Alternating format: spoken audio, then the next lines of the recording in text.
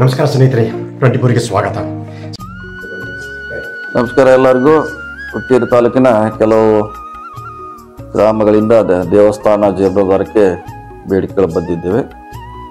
ಅದರಲ್ಲಿ ಸುಮಾರನ್ನು ಆಯ್ಕೆ ಮಾಡಿ 24 ದೇವಸ್ಥಾನಗಳಿಗೆ 2 ಕೋಟಿ ರೂಪಾಯಿಯನ್ನು ಮಂಜೂರು ಮಾಡ್ತಾ ಇದ್ದೇವೆ.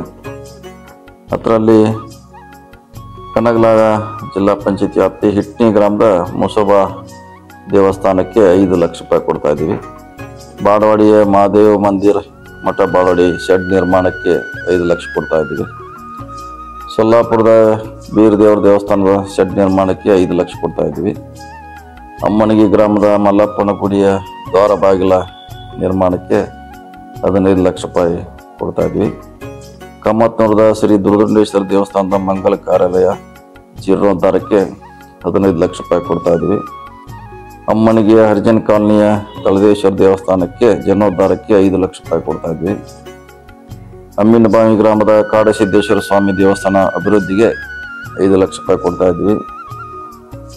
ಆಮೇಲೆ ಗುಡಿಗೆ ಜಿಲ್ಲಾ ವ್ಯಾಪ್ತಿಯ ಹೊಸಪೇಟೆ ಗ್ರಾಮಕ್ಕೆ ದುರ್ಗಾದೇವಿ ದೇವಸ್ಥಾನ ನಿರ್ಮಾಣಕ್ಕೆ 10 ಲಕ್ಷ ರೂಪಾಯಿ ಕೊಡ್ತಾ ಇದ್ವಿ.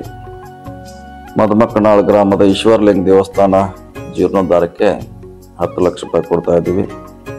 ಬಡಕುಂದ್ರಿ ಗ್ರಾಮದ ಬೀರೇಶ್ವರ ದೇವಸ್ಥಾನ ಜೀರ್ಣೋದ್ಧಾರಕ್ಕೆ 5 ಲಕ್ಷ ಕೊಡ್ತಾ ಇದ್ವಿ.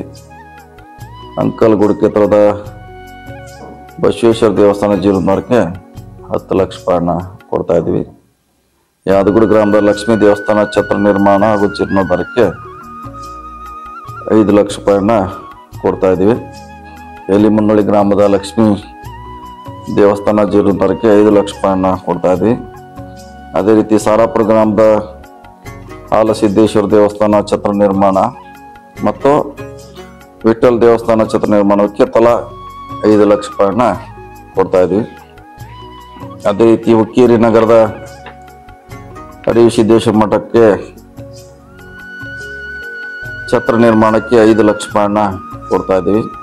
ಹನುಮಾನ ಮಂದಿರ ಹಾಗೂ ಸಾಯಿ ಮಂದಿರ ಆವರಣದಲ್ಲಿ ಪೇವರ್ಸ್ ಅಳವಡಿಕೆ ಮತ್ತು ತಗಡಿನ ಶೆಡ್ ನಿರ್ಮಾಣಕ್ಕೆ 10 ಲಕ್ಷ ರೂಪಾಯಿನ ಕೊಡ್ತಾ ಇದ್ವಿ.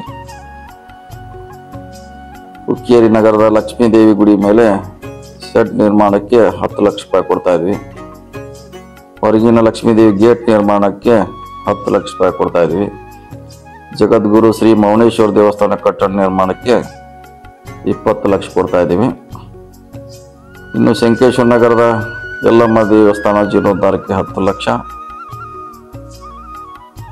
ಶಂಕೇಶ್ವರ ನಗರದ ಇನ್ನೊಂದು ಶ್ರೀ ಮಾತಂಗಿ ದೇವಸ್ಥಾನ ಜೀರ್ಣೋದ್ಧಾರಕ್ಕೆ 10 ಲಕ್ಷ ರೂಪಾಯಿನ ಕೊಡ್ತಾ ಇದ್ದೀವಿ. ಒಟ್ಟು 24 ದೇವಸ್ಥಾನಗಳಿಗೆ 2 ಕೋಟಿ ರೂಪಾಯಿನ ನಾವು ಮಂಜೂರು ಮಾಡಿಸಿದ್ದೇವೆ ಸರ್ಕಾರದಿಂದ. ಈ ಮೇಲೆ ತಿಳಿಸಿದಂಥ ದೇವಸ್ಥಾನಗಳ ಆದೇಶ ಪ್ರತಿಯನ್ನು ನಂತರ ತಿಳಿಸಲಾಗುವುದು. ದಿನಾಂಕ, ವೇಳೆ ಮತ್ತು ಸ್ಥಳ ಅಲ್ಲಿ ಬಂದು ಸಂಬಂಧಪಟ್ಟವರು ಆದೇಶ ಪ್ರತಿಯನ್ನು ಸ್ವೀಕರಿಸಬೇಕಂತ ವಿನಂತಿ ಮಾಡಿಕೊಳ್ತೇವೆ.